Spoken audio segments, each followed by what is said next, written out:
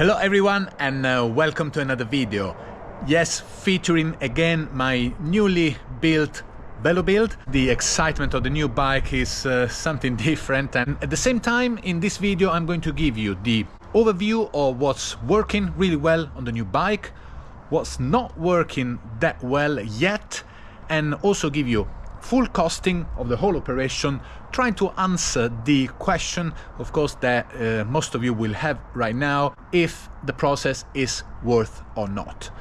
As you can see, I completed the bike with the mandatory sponsorship, of course, as the McLaren MP4. Yes, I could not refuse the millions of pounds pouring in to show the support these major brands are giving me.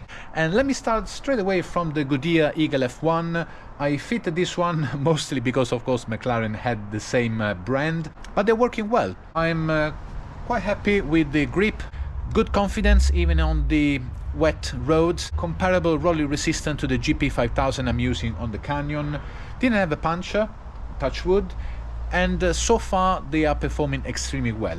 The bike felt fast straight away, even with the Four Seasons and the butyl tubes, and it's feeling even faster now that I'm riding the Ride Now tubes, the TPU tubes, and likely I didn't have a puncture straight away as I did with the Pirelli Smart tubes. And consider that these ones are around 8 to 9 pounds each, and I'm also going to use this one on my Canyon because so far they seem to have an increased performance as I experienced on the Pirelli, but if they puncture I'll be able to replace them at a much lower cost. The Pirelli were at 23-25 pounds each, not viable, especially in the winter if I kept getting punctures at that rate, as you remember.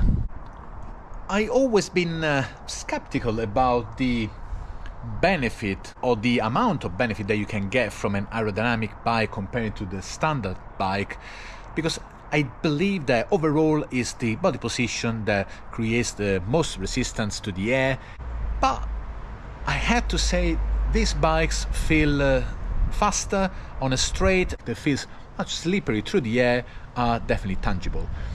First ride I posted on Richmond Park my best time.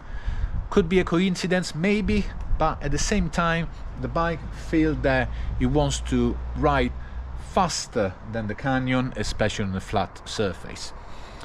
That doesn't mean that overall is the best enjoyment you can get on the bike, because I still feel that the Ultimate overall will give the best feedback because it's slightly more agile, nippier, the acceleration is faster because it's lighter, but I have to say the sensational speed that the Velobuild will give you based on the aerodynamic frame features is tangible and definitely addictive. When you're out on the road you want to push hard.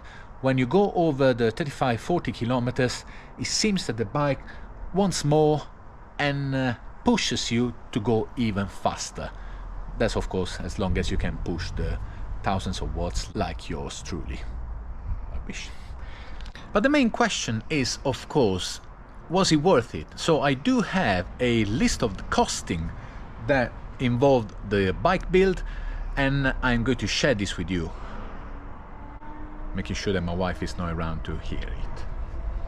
Frame itself is less than £500 with the optional paint build that costed also $60, so overall £497 on my door that I paid myself, of course. The wheels, I had this prime wheel set, rim brake, 50mm carbon wheels, so we can say around £475 for the wheels, depending on the discount they are offered at that time. The 105 group set, these components came from my older Ultimate, about 2.5 years old, so they are not new. But if you were going to use the 105 as the group set, you can find a whole group set at around £500 depending on supplier. Tires between £70 to £90 depending on the brand. Bars were actually quite good value, about £50 for the aluminium Doyen aero bar. They are performing extremely well. The stem around £27. The saddle of your choice, of course, on this one I had to go with the carbon rails because the clamp was designed for oval rails, but again you can choose anything between £20 to 200 quid. That's really a bit of a personal choice. Like the pedals, I went with Ultegra pedals. I had this already on the other Canyon Ultimate, about 107, 110 pounds. Pedals again would be your personal choice, so it's not really dependent on the cost of the build. Bottle cages, 20 quid, tape, 16 to 20 quid. And the greater cost, of course, was having the bike professional built. I was quite concerned. Tire was rubbing inside. I couldn't really see whether the bike quality was enough for me to put it together without any further intervention, and I was happy to have had the bike professionally built. That costed £300, and I'm very happy to have it spent because they found out that the frame was actually straight, was not bent, the wheel had to be redished, and everything was put together professionally for me to enjoy the bike on the road. All in all, I can consider the bike at around the £2,000 mark build, so that would be a good indication for you, and the performance versus the cost in context of what bikes now are available, and a performance bike that I believe could give you a similar performance, it would be definitely more expensive. This is a bike that altogether came out at a weight of 8.25, which is quite respectable for an aerodynamic bike, and would be able to give you a strong performance. Of course, we won't have hydraulic disc, so definitely in the wet weather it's not going to brake as good as the modern bikes. But the main question, of course, will be, is it worth it? Then it's not easy to answer, because I would say it would be very down to your individual preferences. If you think you're buying a bike that is easy to put together without any headaches, then that might not be your first choice. I went with this type of process because, of course, I already had two identical Canyon Ultimates, and it was a bit silly to have a second Ultimate spare just for me to secure my usage of a rim brake Ultimate for the future. So in this case, it was for me a bit of an experiment, and I had my fair share of issues that I'm still having, but in the end I do have the backup of a performance bike in the Canyon Ultimate, now with a spare frame that I could, touch wood, use if something happened. Yes, if you are on a tight budget and you want a performance bike, this could be a very good move, as long as you live together with the few imperfections that inevitably at this price point the bike will have. The main issues that still remain on the bike, number one is the tight clearance at the back wheel. If you stand on the pedals and you push really hard in the acceleration on the heels, the wheel will flex enough for the tire to still rub on the inside, which is a bit of annoying. It's not an ideal situation, and in the long term could cause some problems. So in this case, I'm thinking for the next set of tires to go with the 23 millimeters. So you might want to weigh this issue and of course draw your conclusion whether it's something that you can live with or not. Secondly, the seat post is again not perfect, and the clamp and the clearance within the seat tube allows some slippage. So in the last ride, much longer with a lot of bumps, the seat post stayed in position, but when I got back I found that it was half a centimeter down anyway. So I'm experimenting with a little bit of shims and hoping that the seat post will not slide anymore. Apart from these two issues that still remain on the bike, the ride is extremely enjoyable.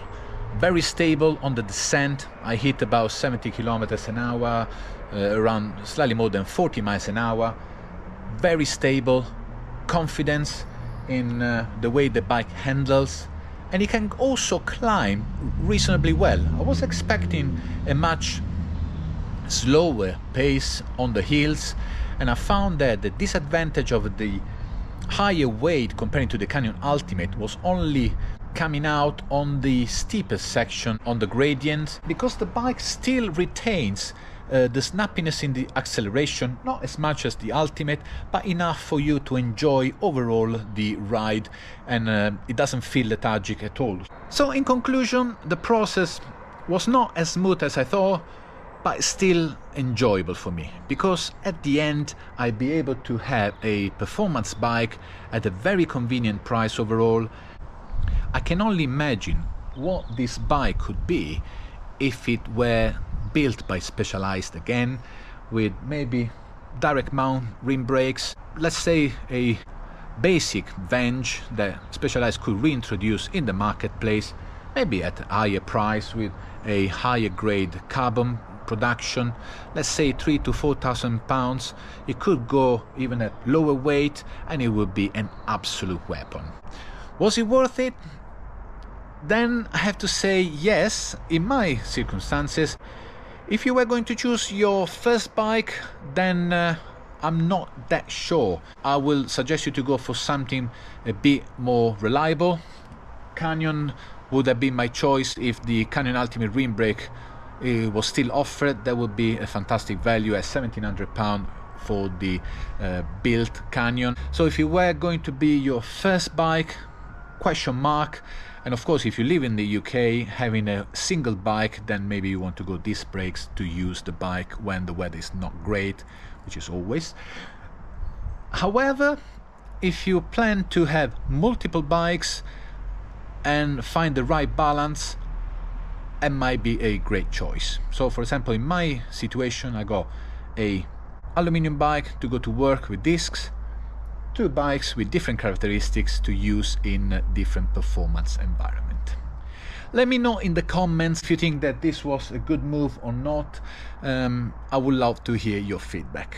Thank you again for your likes and subscribe, always welcome. And I promise in the next videos I will try to talk about something else and maybe give you some more content in different areas. Thank you again for watching. See you to the next video.